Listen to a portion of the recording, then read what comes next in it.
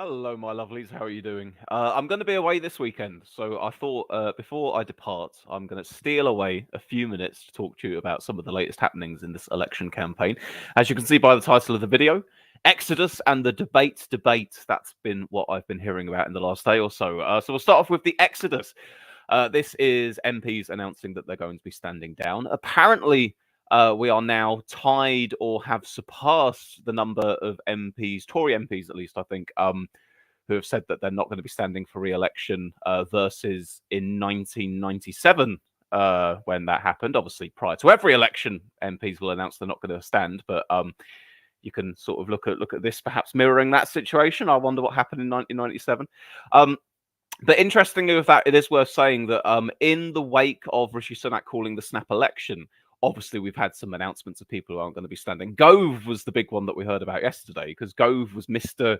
You know, he was Mr. Ideas. He's been around since the Tories took power in 2010, and you'd put him in a department, you'd give him a brief, you'd put him in charge of something, and by God, the man would come up with some ideas and do some stuff. Now, it might not always be stuff that I agreed with, but he was certainly seen as one of those people that he wasn't just, a body in a room. They put him there and he started generating ideas and working on things. So he was seen as an asset, a ministerial asset. So the fact that he's going is not exactly I say not exactly a vote of confidence, like, oh, how on earth will Rishi cobble together his government post-election? But, are we really playing that game where we're saying that he's going to be in power after the election?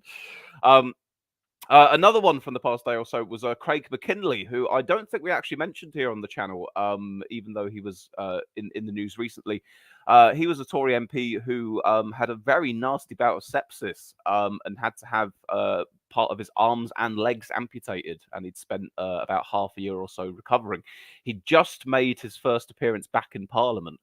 I think in an interview, having said he wanted to be the country's first bionic MP, which I thought was a very charming way to think about it. And he got a big applause from the chamber. They were like, well done, you. After everything's happened to you, here you are back again. And originally he'd said that he was going to be looking to stand again.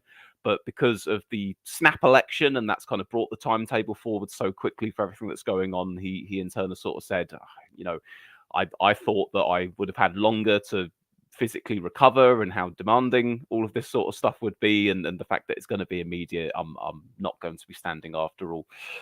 We have another here in the chat. Hello there, Darren, who says Andrea Leadsom stepping down, May's leadership rival. That's right, yes. Not to mention Theresa May herself as well, but she announced it a good while ago. But yes, Andrea Leadsom stepping down. And I think she was it a letter or something where she announced that she wasn't going to be standing. Notably enough, she said something along the lines of that she will continue to support the Conservative Party, but made no reference to Sunak specifically, which was interesting. And that does seem to be a factor that I've heard quite a lot since the snap election was called. There are a lot of Tory MPs who are pretty pissed at Sunak for calling this election so quickly because a lot of them, like us, had been expecting, it'll take place in the autumn. They thought that they had time to sort of finish off constituency work, to say goodbye to staff, to plan to line up some jobs for themselves if they were not going to be standing and the rest of it. And then all of a sudden this has been brought forward really quickly. So that was another thing I wanted to talk about in terms of this exodus. You've got the facts that, record number of MPs are saying, oh, no, we're not going to be standing this time round. You've got, certain big names and big beasts that are going to be withdrawing from the arena. But a lot of that was kind of, that had been on the cards for a while and that was coming along. And maybe it comes as a bit of a surprise here and there who it ends up being, like when we go, oh, Michael Gove. But, there'd been that in the run up for the past year, the past 6 months, a good while we've been hearing about all of that. But by the very nature of the fact that this snap election has been called, MPs who thought that they would have had longer to announce the fact that they weren't going to be standing, who maybe would have taken more time to think about it, or maybe in order not to damage the government would have staggered the announcements over the course of the summer so it didn't all come in one go and the media goes, oh, look, everyone's going to stand down. It's bad for Sunak. But by the very nature of the fact that we have this election suddenly happening and, the time's ticking to confirm who's going to be standing in what seats, that's why condensed into the space of a few days now, we're suddenly having all of the MPs that are going to be jumping ship and not standing having to come out and say so. So that's why we're sort of so filled at the moment with that being what's going on. But it's a feature, not a bug, I suppose you could say.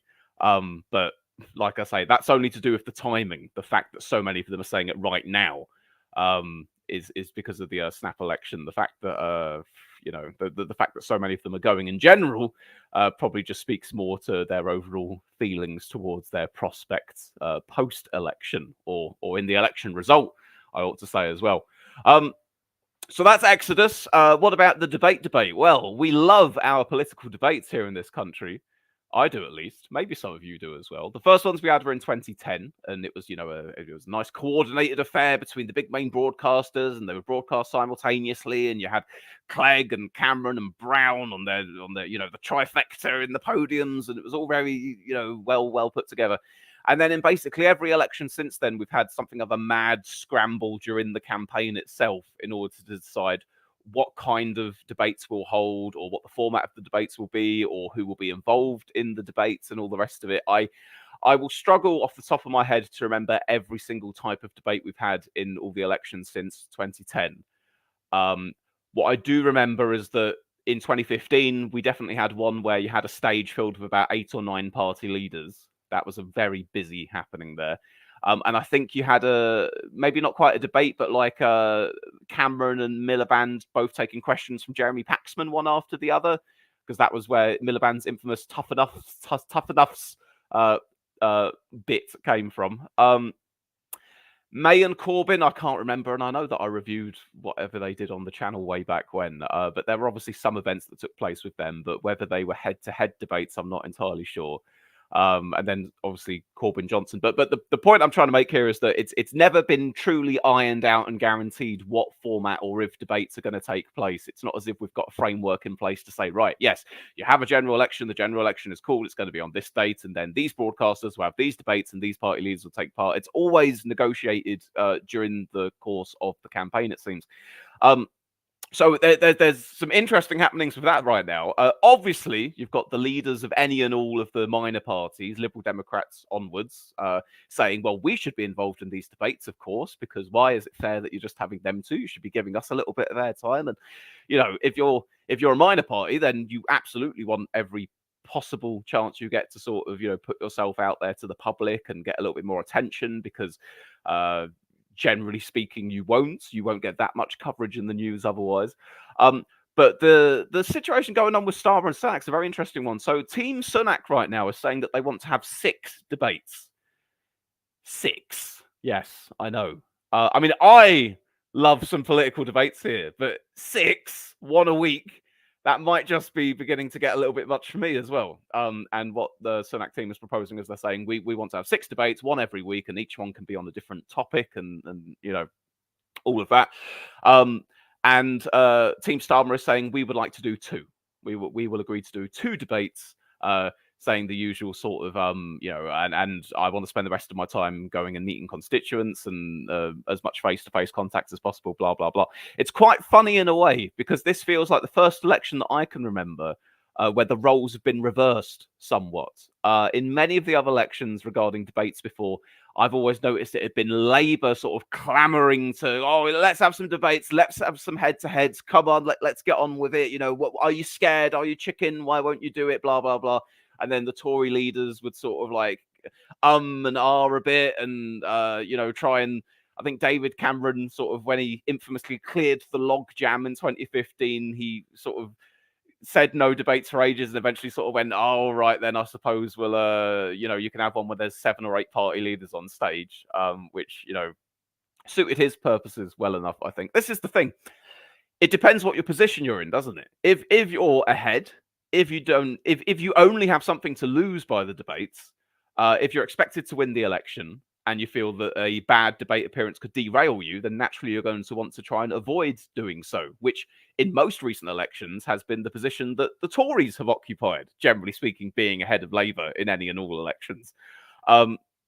So the line that I've heard from Labour this time around saying, we want to go and meet people in the country, we're not fussed about doing 6 debates, that's so typical of the same thing that I used to hear from the Tories years back. No, this time round it's Sunak that's desperate. Sunak is the one who quite literally has nothing to lose. obviously he's got the very obvious thing to lose, which is his premiership. But because that's already kind of penciled in for, well, that's what everyone's expecting. Sunak can just, he can just go all out. He can try anything. He can throw whatever at the wall and see if it sticks. He's got nothing to lose in that sense. If he says, let's have 6 debates, one each week, then why not? From his perspective, he'll go, right, okay, 6 debates.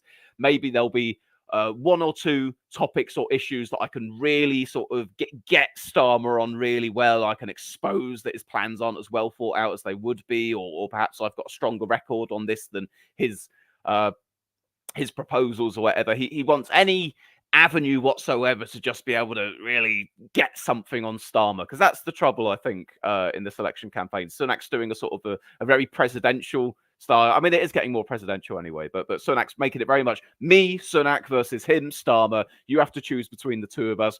I've been here through thick and thin, and I'm going to get you through these hard times and blah, blah, blah. Starmer, you can't trust him. He doesn't have any ideas, etc., etc. But to really sort of drill home that you can't trust him, he doesn't have any ideas, he needs as many opportunities as he can in person in these debates to try and make that apparent, to try and get those points across, to see if he can trip up on some things or get some good gotchas, that sort of thing.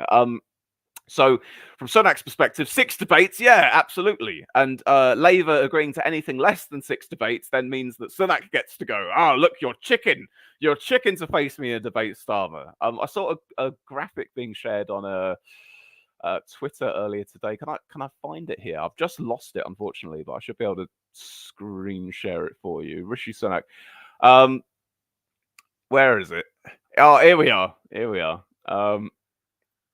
So this is something that was been put out yesterday, I think it was. So the Tories shared no conviction, no plan, no refunds, and here we have various versions of Keir Starmer. I don't know how easily you can see that on your screen here. Can I make it any larger? We've got Keir, Eco Keir, now with disposable views. Remain Keir, flip-flops included. Left-wing Keir, costs more. He'll say anything. Which I'm torn between whether I find this kind of mildly amusing or a bit cringe. I think maybe both. Obviously, pointing out how changeable Keir Starmer has been on his points of view is pretty darn valid. It's a criticism that you'll get from sort of the left and the right alike when it comes to Keir Starmer. So fair play on that one. Perhaps more than anything, it's the fact that it's coming from the Tories and Sunak, where I'm going, you're not in any good position to be criticizing your competitors for government, in my view. But no, actually, I think the reason that that I kind of went with it is that Rishi Sunak then retweets it and says, "Not coming to a debate near you," sort of to go, oh look, he's you can't trust what he's going to do. He's going to flip flop. Not coming to a debate near you, but in what's the word I'm looking for? In factuality, in truth, Labour have said, yes, we'll do 2 debates. And 2 debates is by far closer to the very normal number of debates that you see the leaders do in a given election campaign versus the record number of 6 debates that Team Sunak is trying to put out there as well. So what will ultimately end up happening? Well, I imagine there will be 2 debates. Sunak and friends can say all they want. Come on, do 6 debates of us. Do 1 debate every week on a different topic. And Labour will just go, no, we'll do 2. And it's not as if they even need to compromise on it and do 4.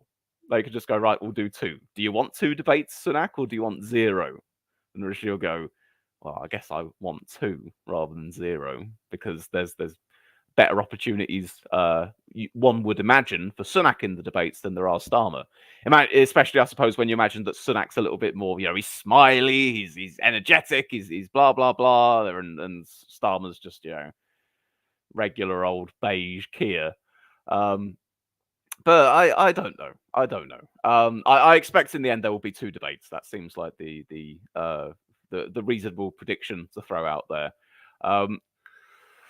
What else do we have in the chat here? I'm going to be going quite soon, guys. It was just a quick one I wanted to do today, but I wanted to talk on the Exodus and the debates. So Charlie Simmons says Starmer's already agreed to on leaders with Sky, that Rishi still hasn't. Oh, that's interesting. I hadn't been aware of that. I'd thought that that Labour had agreed to one for the BBC and one for ITV. I hadn't been aware of a Sky one. Darren says Starmer, a bit like HRC 2016, wants to avoid debates. Hillary Rodham Clinton wants to avoid debates. As the more debates he appears in, the more people wake up to the fact that he has no ideas. Liebel says, what's going on with Sky and Rishi, I wonder, snubbing them and chucking out reporters. Bubblevis says, make the debate a space on X with lots of people chiming in. I'd love to imagine like a proper social media debate where you have all your flying emojis from members of the public popping up on screen. Because you've had it before, haven't you, when the debates have happened where they've put a little thing at the bottom of the screen, like a little line, and the line goes up and down depending on whether the people watching approve or disapprove of what they're saying. But in this modern age we live in, have it pop up with little vomit face emojis and eggplants and whatever else it may be. So yeah, that's what I'm expecting. We'll probably get 2 debates. I mean, 3 if we're lucky, but to be honest, I mean, if there were 6 debates, I would watch 6 debates, and I would probably come back to you guys and talk about 6 debates. But I'm a guy who likes his election campaign stuff to talk about, but even I think that 6 is a little bit too much. Jody 1987 says it is the most boring election since 2005. Labour big majority with a very inspiring leader.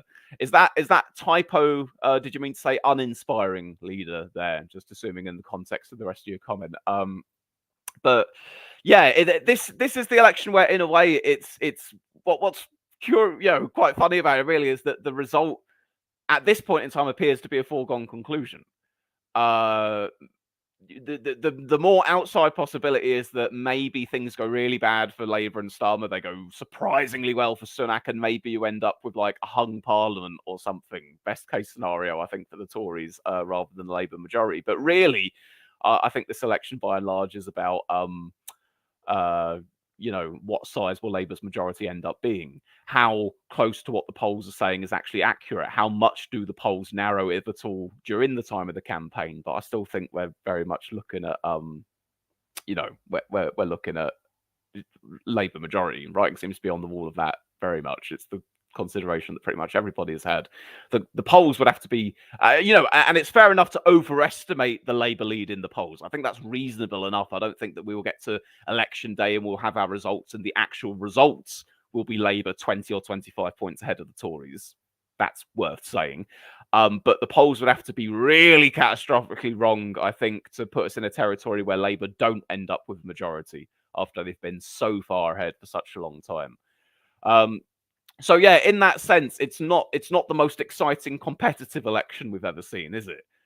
We're having to make our own fun somewhat in focusing, or I'm going to be focusing at least looking at some of the smaller parties and individual contests and seats and all the rest of it, rather than the big deciding factor of, I wonder who will form the next government. Could it be Keir Starmer or Sir Keir Starmer of Labour? I wonder who. I think debates probably is fair, but I would include other parties like Lib Dem, Green Reform, Workers' Party. I would like to see, I don't get me wrong, I think that it's quite reasonable to have a head-to-head debate between the 2 people who are going to end up being Prime Minister. That's perfectly reasonable. I think it's important to have that. But I think as an addition, having another debate or some kind of an event that features the leaders of the smaller parties as well. Yes, I'd love to see that. I would absolutely love to see that as well. I like I say, over all the different years, we've had different versions of this kind of format. Sometimes you'll have multi-party leader things. Sometimes you'll have heads between just the main party leaders. Sometimes you'll have Q&A sessions with one party leader and then a Q&A session with another party leader. But I like a mix of all 3, to be honest. If you were to give me a little bit of all 3, I'd be happy enough with that.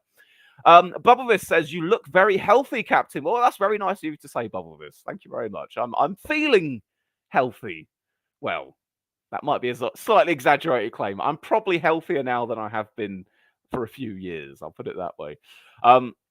Jody says, generally, the polls narrow towards the governing party other than 2017. Yes, I agree with you there. So in that sense, unless this is a big anomalous, there we are, election like 2017, then probably the end result will be closer between the Tories and Labour than the polls currently indicate. But like I say, there'd have to be some really big happenings to come along to actually derail the prospect of Labour not getting into power from where we are right now. Anyway, folks, that is it for the time being. Like I say, I'm going to be away today and probably most of tomorrow as well. We do have a bank holiday on Monday, so there's no excuses for me not to see you then at the very least, where we will be, I'm sure we'll be diving into some more things that happen in the election campaign. I'm having fun. Are you having fun? The fact that this goes on for another 6 weeks, well, keeps us busy, doesn't it? At the very least. All right, then, folks, enjoy your bank holiday weekend if you are so affected by such things. I will see you all later on. Ta-ta.